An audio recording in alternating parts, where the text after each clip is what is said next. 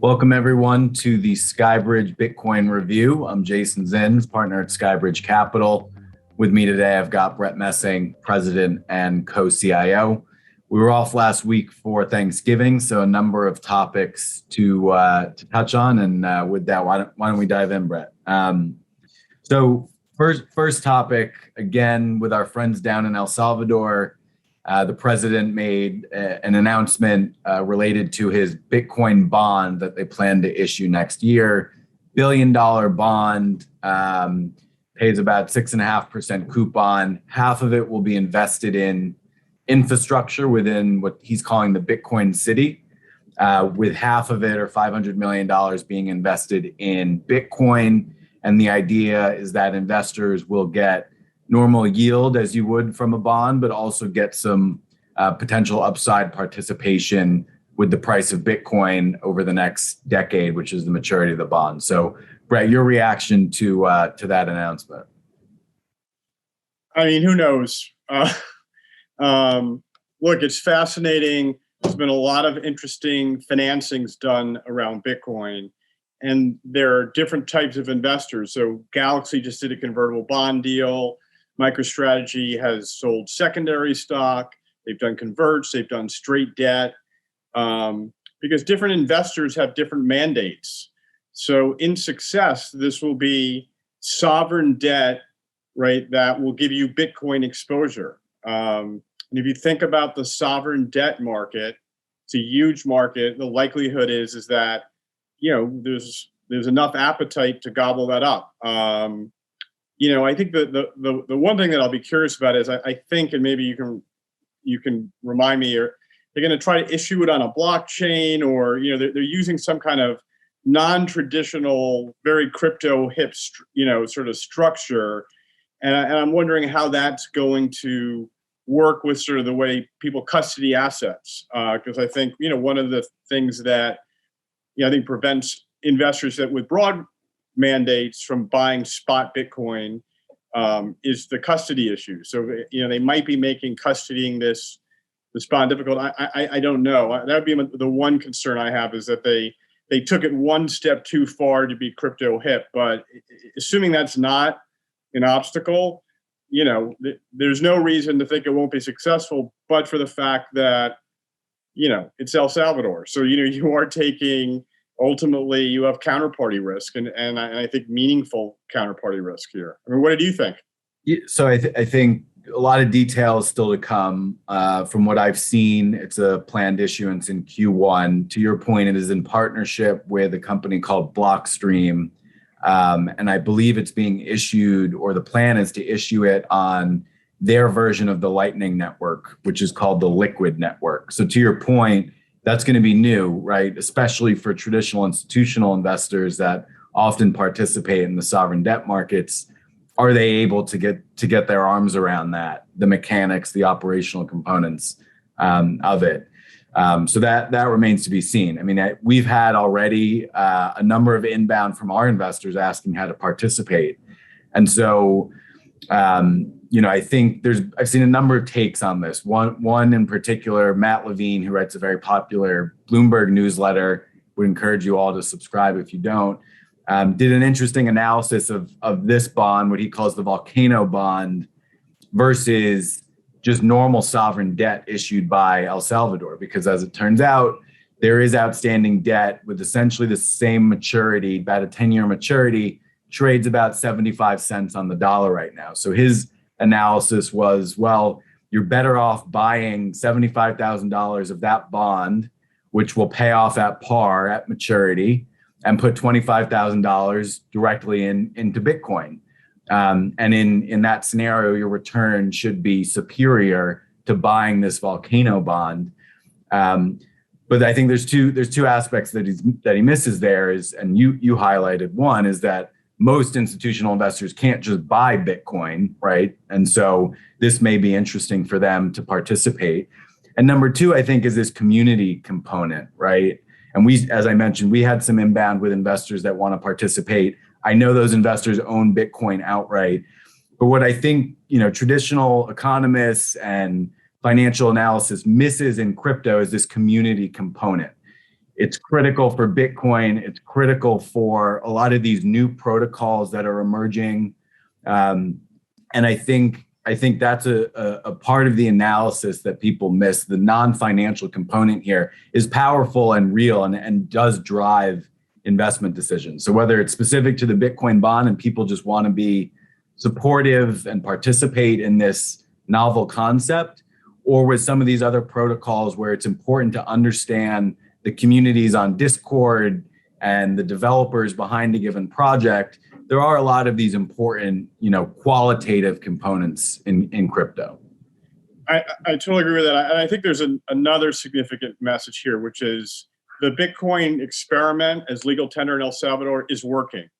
And, people might say that, well, the president there had nothing to lose. It's El Salvador, right? So, he rolls this thing out, a lot of fanfare, but it's working. And so he's leaning in. In other words, if it wasn't working, he could have just washed his hands off. The IMF would like him to drop it. He essentially keeps telling the IMF, I don't know if we have Succession fans, but he keeps telling him to fuck off, which I have great respect for.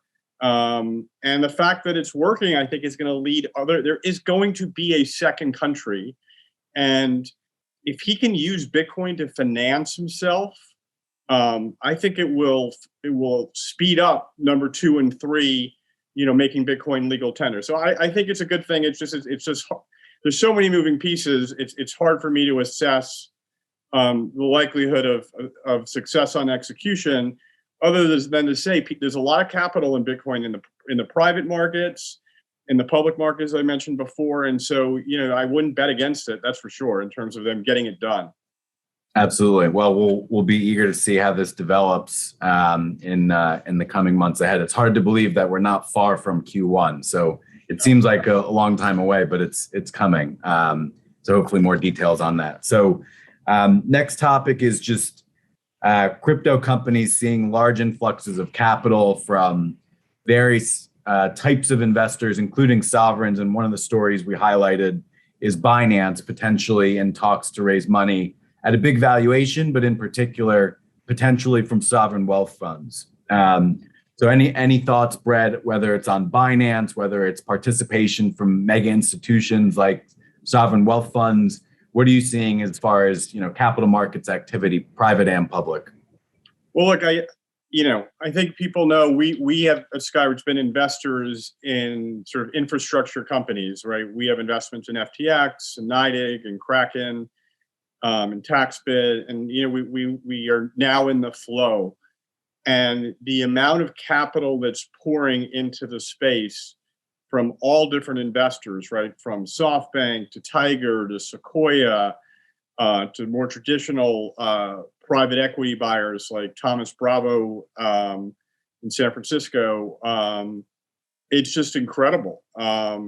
And the valuations, I think, on the private side are getting nutty unless you assume, right, incredible adoption and much higher prices for Bitcoin, Ethereum, and the leading protocols. So, and then I think there's also what this money leads to is like an incredible network effect, which is these companies are hiring, right? They're hiring lots and lots of people. All those people have mom and dads and sisters and friends, and all of a sudden they know somebody who works in Bitcoin. And so they decide to buy someone and they mention it and so on and so on and so on. And I think it's just incredibly powerful and very, very bullish. I think that investing in companies is more comfortable for most sort of traditional institutional pools of capital. We've seen investments where, we don't understand the value that they're paying, right? A company that's dependent on Bitcoin success, where the valuation is such you'd be better off buying Bitcoin, but some of the sovereign wealth funds and they're just not ready to do it. But they'll get there. So it all is, I think, incredibly bullish. I mean, what was your take to that? Yeah, we've obviously seen a lot of deal flow, and I think especially in the next 4, 6, 8 weeks, you'll probably see a number of mega rounds announced, and it is coming from more traditional institutional money. Some of the private equity firms that you mentioned, what I would say non-crypto native investors. That term is almost going away, right? Traditional investors are now participating in crypto. And so you no longer have this sort of fragmented market. And whether it's VC, private equity, you're increasingly seeing that. I mean, there was an article about KKR recently, Sequoia getting very active, obviously, Andreessen and many others are likely to follow. So I think that is also, a part of our longer term bullish thesis is the amount of money and smart investors behind this, which we think is just getting started, right? People ask, are we in a bubble? Yes, a lot of money has gone into it, but there's also exponentially more dry powder that we think is still yet to come. So that being said, you do have to balance that with valuations that, as you mentioned, are in some cases, at least in our opinion, getting a little out of whack. On the sovereign side, it's going to be interesting, right? We have connections and relationships into the Middle East sovereigns. We'll see if and who ends up pulling the trigger. They've got so much money sloshing around at some of these entities, and in many cases, they've taken very pro-crypto stances in some of these countries that would seem like it's only a matter of time before one of these sovereigns buys some Bitcoin. So we'll wait and see any developments there. No, I think that's right. And I guess just Bitcoin and, crypto generally is disruptive. And what it's also going to be disruptive to is the Forbes 400 list. You mentioned Binance. CZ might be, so CZ is the CEO of Binance. If he isn't, he is likely to be the richest man in the world at some point in the next 1, 3, 5 years. And the number of people in crypto that are going to start emerging on the Forbes 400 is going to be astonishing. And you're going to start feeling them in places like art auctions and owning professional sports leagues, which is actually, I think this is a good transition point to the next topic. So I'll let you. It is a great segue into our next topic, which is the cryptocurrency exchange Crypto.com recently announced that they would be taking over the naming rights of the Staples Center. It's now being renamed the Crypto.com Arena. You are a LA native. Talk about what it means to the broader ecosystem, and as an LA guy, what you think it means. Well, FTX, which is obviously a well-known crypto company, got the naming rights for the Miami Heat. And I think this is so much bigger because, first of all, it's the Staples Center. It's where LeBron plays. It's where Kawhi plays when he comes back from being injured. There are always events at, what was the Staples Center. And this won't be called Crypto.com Center. This is going to be the Crypto Center. So, imagine NBA Finals games like LeBron playing at the Crypto Center, right? It's just going to be a constant reinforcement, right, of crypto as a mainstream asset class. Shout out to Grayscale. We were discussing before, throughout New York City, when you walk, all the bus stations are, they have signs with, the price of Bitcoin, like all over the city. Again, just this constant reinforcement of Bitcoin. It normalizes it. It brings people in. And, as I often say, you can really boil Bitcoin down to a very simple question, which is, do you think there are going to be more people meaning individuals or institutions, are there going to be more people or less people that own Bitcoin 1 year from now? Do you think there's going to be more people or less people that own Bitcoin 3 years from now? I don't know how you can say anything but more. And if you say more, we're going to have higher prices. And all this stuff, I think, just brings more people in. So I think it's awesome. And I do think, NFTs are pulling culture into crypto. And I love the way sports is being used to bring culture into crypto. You're seeing a lot of that. I mean, we're talking about community before. Seeing a lot of sports players now, either Tom Brady as a spokesperson for FTX, or certain players taking sponsorships or salaries in Bitcoin. Saquon Barkley. You're seeing it across the board, and to your point, it just raises awareness and adoption and brings more users into the space, despite some of the volatility we've seen recently in the last few weeks, and certainly over the last number of months since the summertime. If you look at Bitcoin wallets over zero balance, continue to climb to all-time highs. So as you often say on these Bitcoin reviews, look past the noise, look past the short-term price movement, and look at the broader adoption story. Yep. No, exactly. All right, so we'll move on to the next topic, regulation. So it was announced the government is pushing an interagency approach to streamlining guidance as it relates to crypto. So the Fed, the OCC, the FDIC, a lot of this relates to how banks will ultimately operate in the crypto space. You have a law background. You are up to speed on a lot of the regulatory developments. What's your view on what's being discussed right now in DC and ultimately where we're headed? So I guess a couple observations. One is Gary Gensler wanted all this stuff for himself, and Janet Yellen basically said no, right? So they have a task force.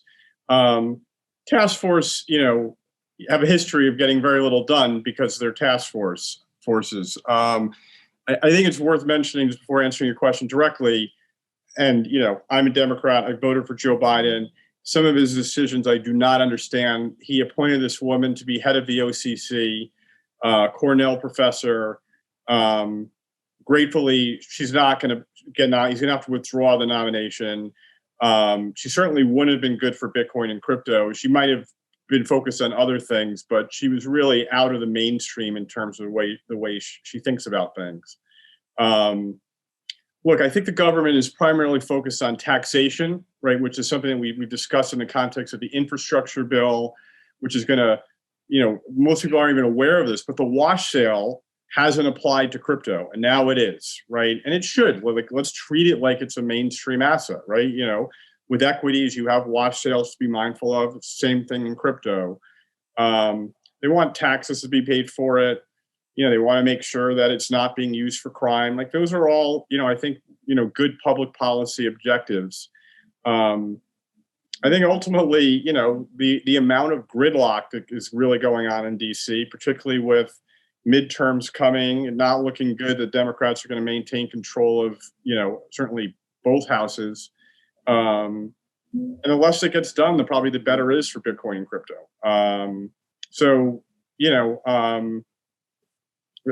I don't think there's anything that's concerning. I think you see a sense of acceptance, that this is here. And again, the more time that passes, the more adoption it is. It's inevitable. I don't know. What was your reaction to it? You're definitely seeing a lot more political engagement when it comes to Bitcoin, and it was, arguably the infrastructure bill that brought it to the forefront. I don't know if that's good or bad. It's unfortunately becoming politicized, which is arguably not great. But to your point, you do need this to go mainstream and to become more political and more regulated in order to move forward with the adoption, right? Like it's hard to see 2-3 years from now, banks are still not participating in crypto, yet Bitcoin is significantly higher, right? We seem to have started to approach a more mature area where it's impossible for the politicians and the regulators to ignore, and we need to embrace it as long as we don't have heavy-handed regulation and things like that. So we'll see what they come up with. To your point, Gary Gensler and the SEC seems like they would love to have this entirely and exclusively within their purview. They probably are not resourced or capable of doing that, nor would it arguably be a good thing for the crypto ecosystem based on some of their action and views.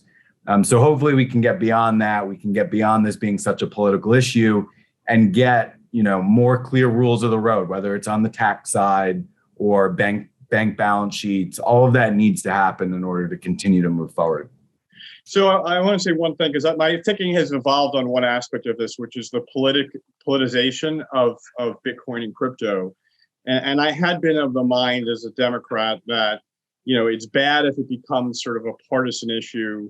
There are more Republicans that are embracing, Bitcoin. We have, Cynthia Loomis, who's a senator from Wyoming, who is full-throated for Bitcoin. Ted Cruz is now, right? We have the governor of Texas, the mayor of Miami, Ro Khanna, who's a Democratic progressive congressman. But, I'm now thinking, like, if it becomes a Republican issue, like, I don't care. If there's a major party that is embracing Bitcoin and it becomes an important part of what they believe in, Bitcoin is not going anywhere. Like, the lines may move back and forth a little bit the same way our taxes do, depending upon who's in office. But if a major political party, can line up behind Bitcoin, I wouldn't say that that's the optimal outcome, but I still think that is a great outcome, and that in terms of the mainstreaming of Bitcoin. No, I think that's a great point. Who would have thought, 12 months ago that major senators would be talking about crypto and Bitcoin as a major policy issue for them? So we'll see where that heads. And the midterms will be interesting, right? You're starting to see office holders and candidates start to talk about it. We'll see what ultimately the voters have to say about it. Well, Anthony tweeted something today. He said, as we enter this midterm cycle, said every politician that hits him up for money, his first question is going to be, "What's your policy on Bitcoin?" And then his second question is going to be, "What's your policy on Bitcoin?" And so, I think, there are a lot of us and we sort of matter. And I think if we communicate that, I think when people spend some time and they get educated on Bitcoin, they usually come around. So I think we can use, our political support to get more, support from office holders. Well, we have John Darcy is away today. He usually hosts. We've got a lot of exciting things coming with the SALT conference. I personally would love to see Anthony sit down with Elizabeth Warren and ask her views on Bitcoin. Well, as you'll recall, my daughter wrote an open letter to Elizabeth Warren, basically, calling her out and saying that, Bitcoin embraces all these progressive ideals. My daughter being like a recent liberal graduate of Brown. And there was an expectation that someone from her office would just reach out and, crickets. She's whatever you might think of her, she's a hefty intellect and I would have thought she would have engaged on it, but she didn't. So. Well, I believe Jack Dorsey retweeted it. There seemed to be a lot of engagement with it. So you got to think it at least landed on our radar. Interesting that she chose to ignore it. Yeah. All right. Well, we're getting towards the end of our time. We'll finish up with one last topic, and we'll take some questions. Citigroup. There was an announcement recently that they plan to hire 100 people for a new crypto division.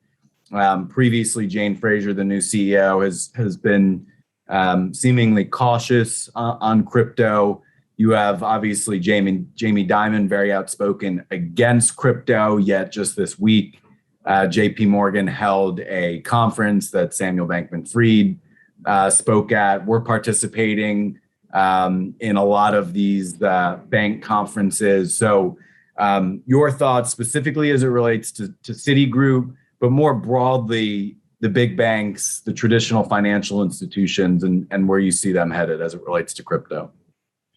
I mean, do they want to be bookstores? Do they want to be typewriter manufacturers? I think there's an awareness this is happening. And this is, when we invested in Bitcoin, right, as a firm early last fall, Bitcoin's market cap was 200 billion, call it. The whole ecosystem called crypto was 300 billion. Today, cryptos call it 2.8 trillion, right? At 200 to 300 billion, you can ignore it. When it starts being multiple trillions of dollars, you can't. And then, when it hits $10 trillion, you have to invest in it. You have to be in the business. So these people are being dragged into it. Again, Jamie Dimon, continues to pee on Bitcoin whenever he can.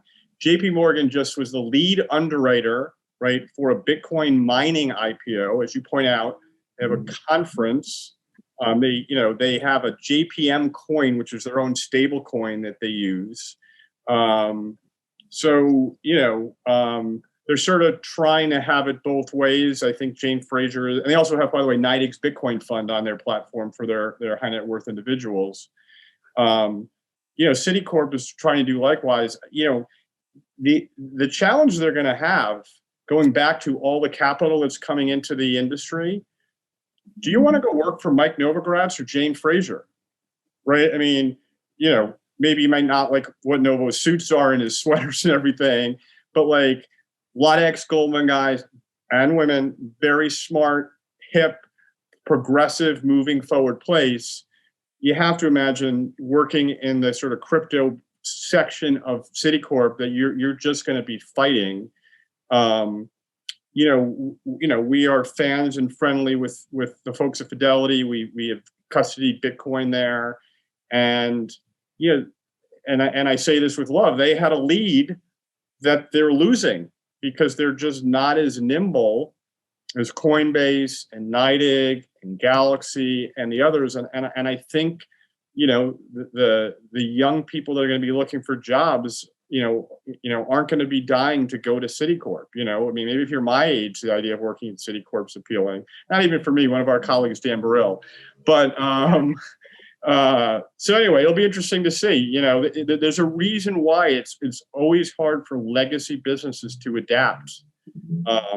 So I give them credit for it. I want them in. I'd like them to be successful, right? If there's Citibank branded Bitcoin stuff, again, that will bring more people in. But I'm skeptical that they're going to be important players in the space. How about you? What do you think?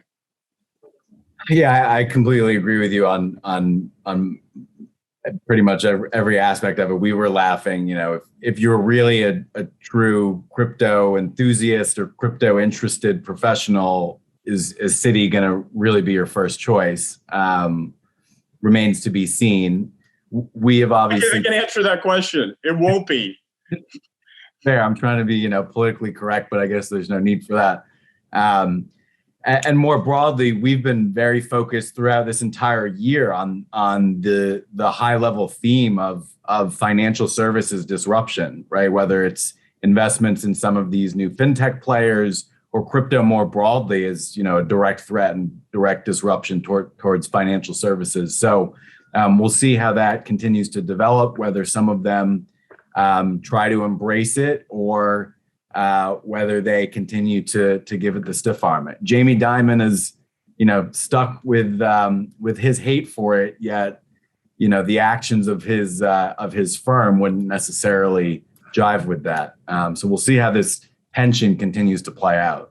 But here's just one last thing on this, because here's the problem that Citicorp is going to face, and all these large banks that have all this cost infrastructure.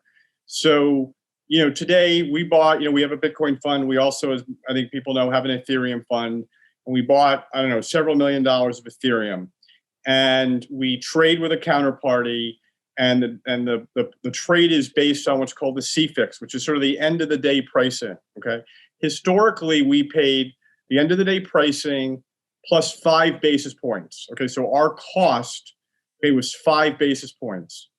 Today, that trade was 0.5 basis points. Okay. So it went from 5 basis points to 0.5 basis points. Okay. And when you have big buildings and lots of people, right? It's very hard to compete in a business that was really designed to eliminate, right, middlemen and friction. So again, I welcome them in. I would encourage them to do it faster. And it's going to be very interesting to see, what impact they'll be able to make. Absolutely. So with that, we'll wrap up. We've got just a couple of quick questions here. One person just mentioning there's other aspects of the El Salvador bond, which is a fair point. They're also offering citizenship. I think it's for a minimum investment of $100,000. So that may be appealing to some investors. Can I just make at one point, like I have a sense they're pretty liberal without citizenship as it is. Like, you know, I was going to say someone of that means if they really wanted it, I'm sure they could probably figure it out. But that is, you know, at the very least, it's a marketing component and something that I'm sure will get people talking. Is Anthony at a yes, Anthony is at a crypto conference in Miami this week. I don't know if you'd had a chance to catch up with him at all. If you've gotten any reports back from Anthony on how that conference is going. I know those are always exciting and sometimes have some interesting tidbits on the ground. I thought it was at Art Basel. No, I've talked to him, but I haven't asked specifically about, you know, how the events are going down. Art Basel is going on as well, so I guess we'll have to find out which sorts of events. But I think Art Basel, given the influx of tech and crypto to Miami, Art Basel definitely is starting to have a crypto tilt towards it. I know there were a lot of events, and FTX had some things going on. Obviously, NFTs are invading the art landscape. So definitely a lot of that going on down in Miami right now. So last question here. Do you foresee the Federal Reserve releasing a USD crypto? So perhaps, you know, central bank digital currency. If so, bullish or bearish for Bitcoin? You know, I think they will. It's inevitable, right? China's doing it. The ECB is going to do it. You know, it's going to take 4 or 5 years. I think it's bullish because I think, you know, you'll have to have a digital wallet, and in your digital wallet, you know, your digital US dollar can sit next to Bitcoin, Ethereum, and other things. So I think anything that makes people, you know, more comfortable with sort of digitized money, I think is ultimately good for crypto. I mean, with respect to Bitcoin, right, the defining characteristic of Bitcoin, right, the thing that makes Bitcoin Bitcoin is the limited supply, right, the cap of 21 million. And the reason why it's such an attractive macro asset is when you contrast it with, right, you know, not the US dollar, obviously, all the money printing we've been seeing, but just look around the globe, right? Turkey, Lebanon, right, this year, Zimbabwe. I mean, virtually every country over the last 10, 20 years has suffered some kind of a, you know, currency event. And so you can digitize the dollar, but it's not going to change the monetary policy. And so I don't think it ultimately makes it a competitive with Bitcoin. So, you know, I think it's neutral to slightly bullish, probably not a big deal would be where I probably would land on it, especially given that I think it's going to be everywhere. Crypto is going to be everywhere in 4 or 5 years. So by the time we figure out a digital dollar, it will be finding itself into a wallet that everyone already has rather than pulling people in, you know.